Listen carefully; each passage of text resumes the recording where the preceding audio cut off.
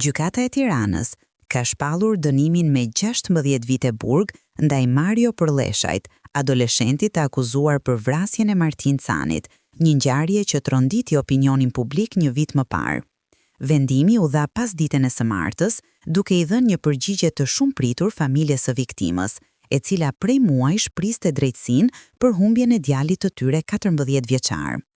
Edhe pse prokuroria kishte kërkuar 25 vite burg, trupa gjykose vendosi një masë më të ulët, por që gjithsesi konsiderohet një hap i rëndësishëm drejt mbylljes së plagës që la pas kjo tragjedi.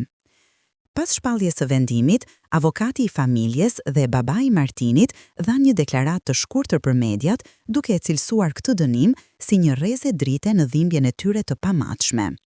Sipas tyre, gjykata tregoi se në Shqipëri drejtësia ekziston dhe se zëri i familjeve që humbasin fëmijët e tyre nuk mbetet pa u dëgjuar.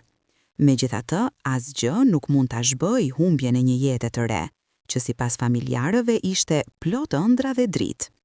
I pyetur nga gazetarët për qëndrimin e autorit të vrasjes, babai i Martinit u shpreh se nuk ka parë asnjë pendes, as nga Mario e as nga familja e tij. A i tha se në këtë histori flet vetëm dhimbja e një babai dhe një nëne që humbën fëmijën e tyre në mënyrën më të pabes. Pyeteni autorin vet, u shpreh ai me lot në sy. Unë flas për plagën tonë që nuk shërohet. Ngjarja e rëndë kishte ndodhur më 18 nëntor 2024, rreth 200-300 metra larg shkollës Fanoli, ku 4 adoleshent u përfshin në një konflikt që degeneroi brenda 90 sekondave, duke sjell pasojën më tragjike, vdekjen e Martin Canit dhe plagosjen e shokut të tij, Luiz Meqa.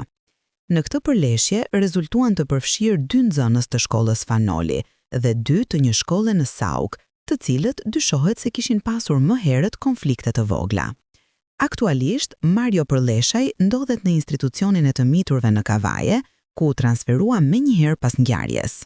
Edhe pse gjykimi ka përfunduar, plagët e kësaj historie vazhdojnë të jenë të hapura, si për familjen Qani, ashtu edhe për komunitetin që ende nuk e ka harruar humbjen e një fëmije 14 vjeçar.